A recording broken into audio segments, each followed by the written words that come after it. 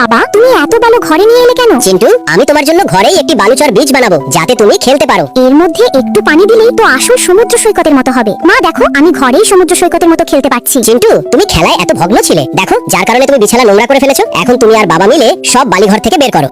সাথীরা, বন্যা এসেছে, তাড়াতাড়ি শিক্ষকের সঙ্গে চলো। ভয় পেও না, আমরা নিরাপদ জায়গায় যাচ্ছি। সবাই অনুসরণ করো। তাড়াতাড়ি ছাদের দিকে দৌড়াও। পেছনের ছাত্রছাত্রীরা একটু তাড়াতাড়ি করো। সবাই ভয় পেও না, আমরা দ্রুত লাইফ জ্যাকেট পরে নিই। খুব শীঘ্রই নিরাপদ হব। বাচ্চারা দেখো, গরম বায়ুর বেলুন, হট এয়ার বেলুন আমাদের নিতে এসেছে। ধীরে চলো বাচ্চারা, আমরা এক একে উঠবো। ভয় পেও না, আমরা খুব তাড়াতাড়ি নিরাপদ হব। আরে এটা কি জিনিস, আর আমাকে কোথায় নিয়ে যাচ্ছে? কেউ আছেন, আমাকে বাঁচান, আমি তো মহাকাশে চলে এসেছি। চিন্টু, ভয় পেও না, আমি তোমাকে মহাকাশে এনেছি। তুমি তাড়াতাড়ি এই হেলমেটটা পরে নাও। চলো বাবার সঙ্গে আজকে তোমাকে নিয়ে মহাকাশে ঘোরাবো। বাবা, দারুণ তো মহাকাশ দিতে। চলো আমরা রকেটের ভিতরে যাই। এত বড় মাছ আমি তো ধরতেই পারছি না, বারবার লাফাচ্ছে। মাছটা ধরে পিস পিস করে কেটে ফেলি। মাছ দিয়ে খেলি, কিন্তু মাছটা তো বারবার লাফাচ্ছে, আমি তো ধরতে পারছি না। আমি মাছটার পিঠে উঠে ঘুরে বেড়াই। মা দেখো আমার হাতে মাছ, কিন্তু তুমি মাছটা কেন ধরেছো? এক্ষুনি রেখে এসো।